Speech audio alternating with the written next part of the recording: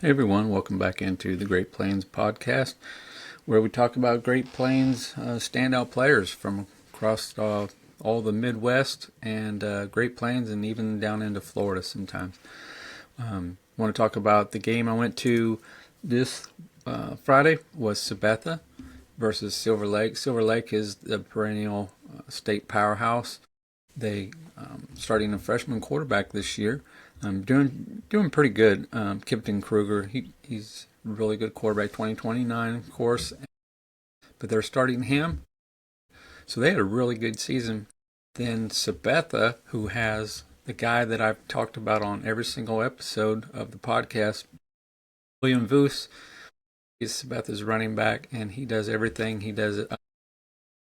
He has typically around 150 to 200 yards per game.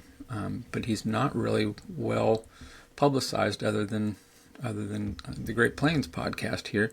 So really want to get his name out there, because coaches, you are sleeping on this guy. You need to get him on your radar. William Vuce, Voos, out of Sabetha. So anyways, I went out to the game Friday night, and Sabetha's head coach Caleb Moeller and his coaching staff took advantage of a halftime break. Okay, when football has a halftime, a lot of coaches just go in there and rah.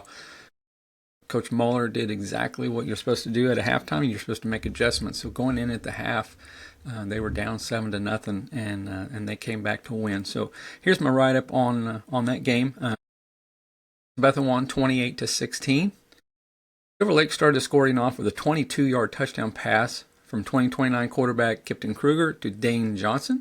The 2026 Johnson would finish the night off with 171 yards receiving and that touchdown. So the score was 7-0 at halftime. Coming out with the coaching staff, Moeller's coaching staff adjustments, the Blue Jays scored on a 1-yard touchdown run by 2027 quarterback Micah Lang to tie the game at 7-7. On Silver Lake's next drive, the Eagles were able to kick a 22-yard field goal from 2028 Mason Van Vector to make the score 10-7 with 10:15 remaining in the fourth quarter. The ensuing kickoff after that field goal proved to be the momentum-changing moment that propelled Sabetha to the win. Sabetha kick return 2026 Cade Liggett received the kickoff at the 13-yard line and returned it 83 yards to the 4-yard line, where player of the game, 2026 running back William Vuce, again that's Voos, would punch in the 4-yard touchdown, making the score 14-10 Sabetha. After a strong Sabetha defensive stop, the Blue Jays marched down the field for Micah Lang's second touchdown run, this one from 3 yards out. So the score was now 21-10. Sabetha's defensive line on fourth down on Silver Lake's drive gave Sabetha, they stopped him and gave Sabetha the ball at the 38-yard line. On the very first play, Vuce took the handoff and scampered 38 yards for his second touchdown of the night. Vuce would finish the night with 159 yards rushing and 2 touchdowns. As a team, Sabetha would finish the night with 213 yards rushing, with a threesome of Vuce, Lang, and strong performance by 2027 fullback Curtis Fitzgerald. Silver Lake was able to score 11-yard touchdown pass from Kruger to 2026 Joel Miller with 35 seconds remaining in the game to bring that total to 28-16. Running back William Vuce is one of the best running backs in the entire state of Kansas. William uses his amazing balance and burst in and out of cuts to make himself skinny in the hole. He utilizes a jump cut between the tackles that is only seen in elite backs on the next level. Vuce was a Kansas State High School track championship participant as a junior. After another great track season as a senior, Vuce will be attending exposure camps where he will get the recruitment that he deserves. Again, if you go to his huddle video, you will see that jump cut at the line of scrimmage. That is next level jump cut. So you need to really go to his huddle video and look at it. Now, I know what I say. Don't just judge on huddle videos. Don't. Look at that huddle video and then trust what I'm telling you. The young man is an amazing character. He has really good character, team-oriented, team leader. You see that not on a huddle video, but I see that when I talk to him. I saw him at the I think it was the Baker camp The very first, this is Baker University. I saw him at that camp, I think the first time, and was just amazed with his balance and explosion in and out of cuts. So after that game, I want to get back to standouts performances around the Great Plains. We'll stay in Kansas for 2028. Cade Liggett, he's an athlete out of Pratt, in a 35-14 win over Hugoton. He had 21 carries for 201 yards and 2 rushing touchdowns. He had 2 receptions for 55 yards and 1 receiving touchdown. And then on defense, he had 7 tackles and 1 pass breakup. 2027, Cordell Quicks Johnson, you've heard his name on all the podcasts, cornerback out of Wichita Northwest. They had a huge win over Washburn Rural. I'll talk about a couple more of their Wichita Northwest guys, but they had a big playoff win over Washburn Rural. He had 4 tackles, 3 pass breakups, and 51 return yards. So good job, Cordell. 2026, again, repeat offender on the show many times. LJ Bowens, running back out of Blue Valley Northwest. He is a Kansas Elite GT7 guy. He for his career, 334 carries, 2,004 yards with 22 touchdowns. He also has 24 receptions for 210 yards and 4 touchdowns. Again, as I mentioned on a lot of my podcasts for LJ, he is one that started off the season with 2 or 3 offers, and after this strong season this season, his recruitment's really blowing up. So if you might be too late to the party for LJ, but let's try to get him some more action. 2026, Bucket's favorite quarterback in Kansas as of right now, Brody Hale, quarterback out of Olathe West. He had 251 yards, 5 TD passes, which is a school record. He also added 40 rushing yards, and 2 rushing touchdowns. So Brody Hale, quarterback, Olathe West, 251 yards passing, 5 touchdown passes, which is a school record, 40 rushing yards, and 2 rushing TDs. 2026, Hayden Hull, quarterback out of Ottawa. He was 20 of 31 for 223 yards, 2 touchdowns. He also added 13 carries for 58 yards.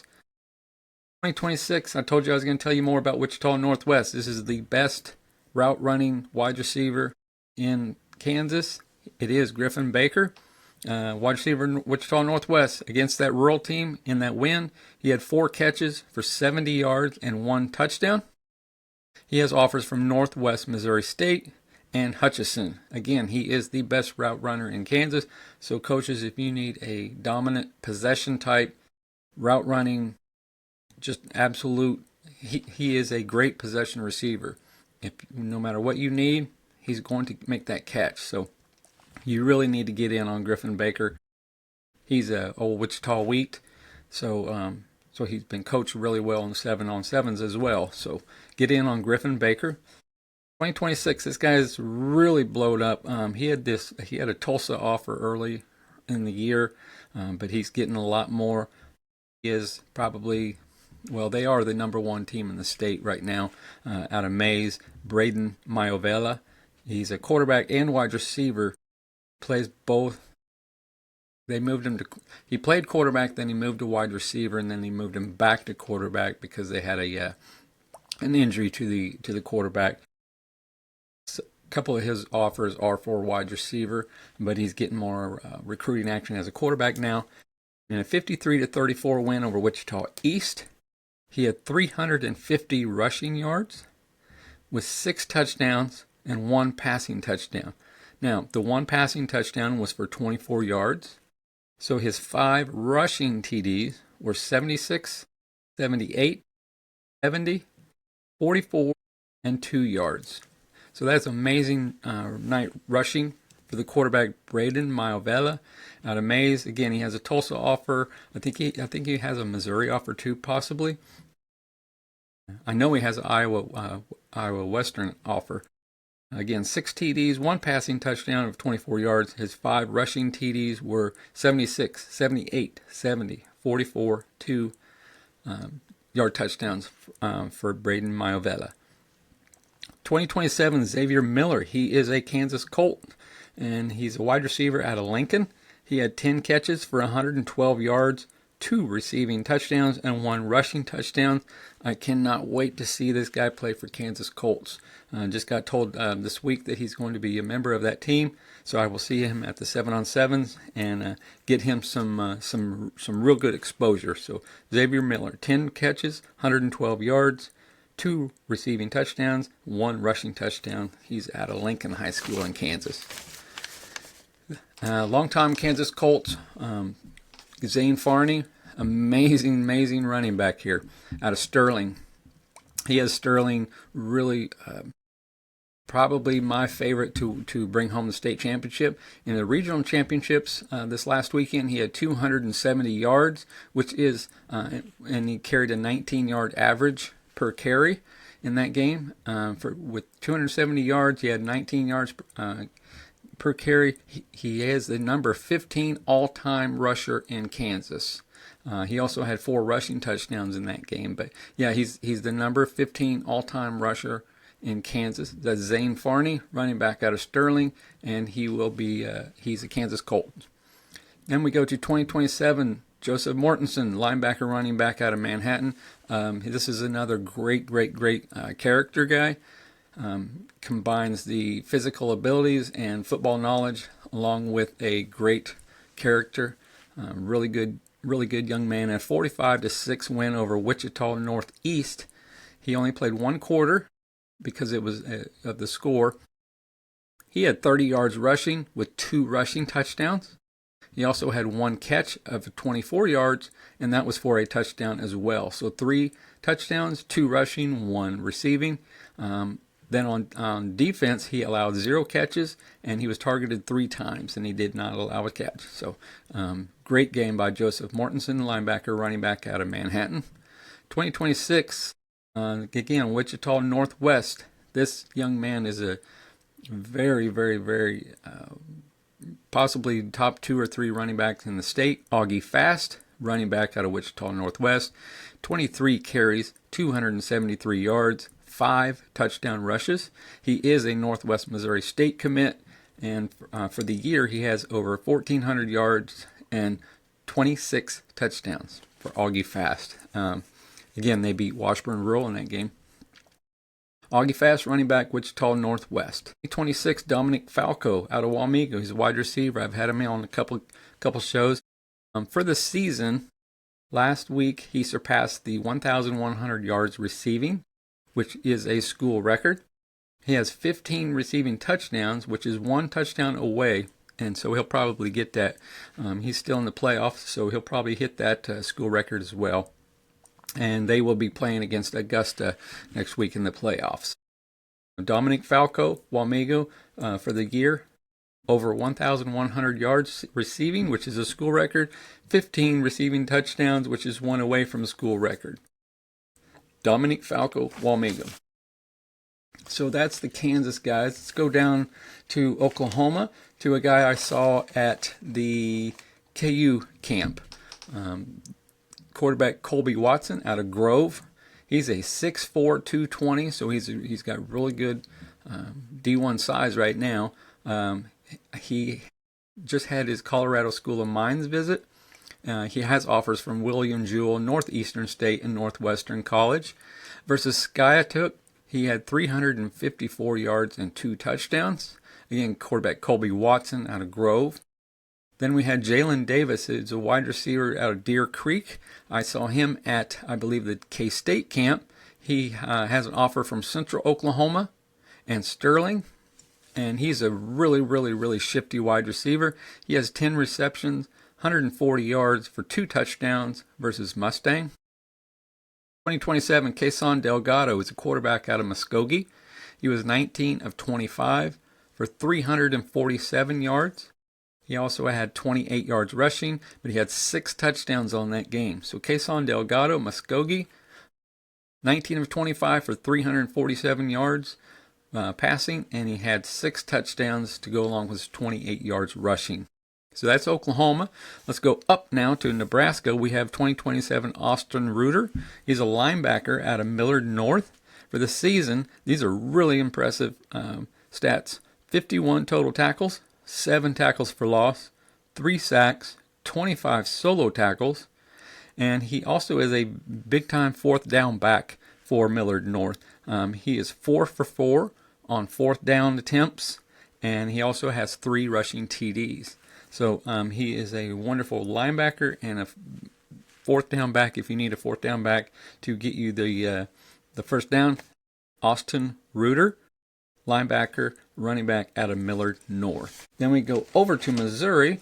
One of my favorite quarterbacks, known him since he was 15U, Cade Burgess, 2026, out of St. Michael the Archangel. He's an Epic 7 quarterback. You've heard me talk about him many, many times.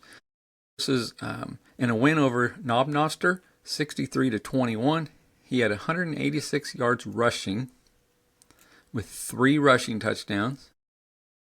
Then he had 268 yards passing with 3 passing touchdowns. So let me repeat that. Cade Burgess, St. Michael the Archangel out of Missouri, 86 yards rushing with 3 rushing touchdowns, 268 yards passing with 3 passing touchdowns.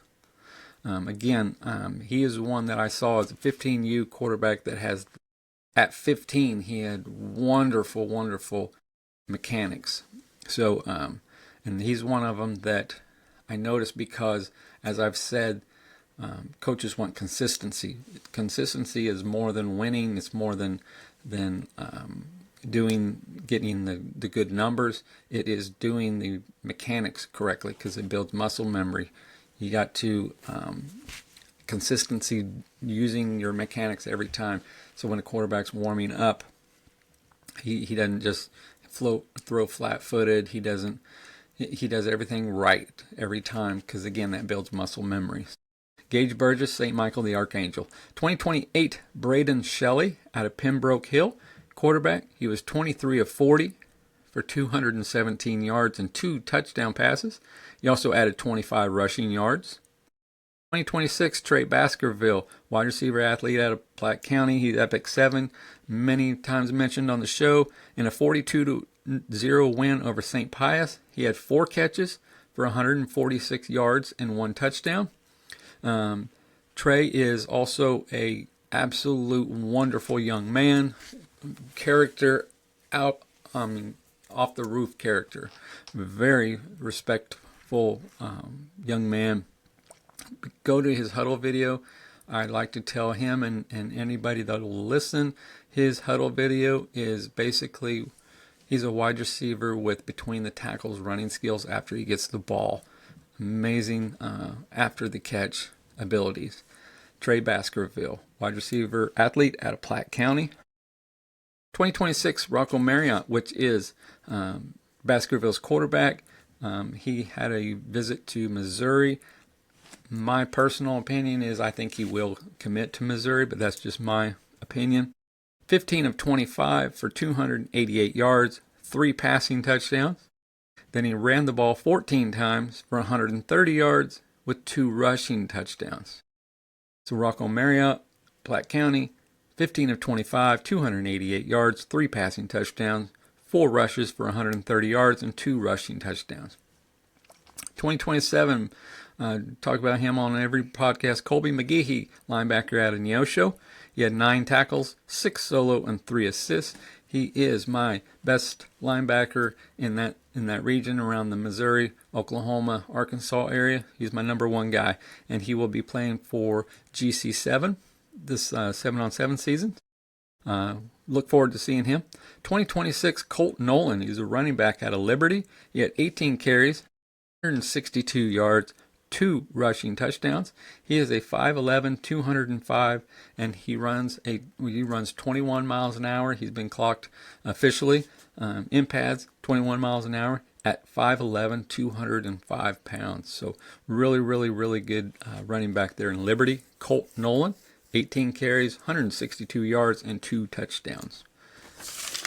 Then we'll go over to Arkansas, where we have one of my finds for GC7, Cole Slepecki. He's a quarterback out of Bentonville. Again, Bentonville is a quarterback factory, so if you play quarterback at Bentonville, you are going to go major college. Cole's no exception. When I first saw him, what amazes me is the way the ball comes out differently from his hand. He has a elite arm. For Bentonville, Cole Slepecki, he finished the regular season. Okay, they're not in the playoffs yet, but finished regular season with 31 touchdowns and only 1 interception and 2,421 yards passing this season for Cole Slepecki out of Bentonville. 2027, Isaiah Stevens, running back out of Sheridan. For the game, he had 14 carries, 118 yards, 1 rushing touchdown, and he had 3 catches for 38 yards. For the season, he has 175 carries, 1,303 yards with 19 rushing touchdowns. And receiving, he has 627 yards with 4 receiving touchdowns. So Isaiah Stevens, running back out of Sheridan, you've heard me talk about him a lot. 2027, Kane Price, another guy that you've heard about. He's a dual threat quarterback out of Stuttgart.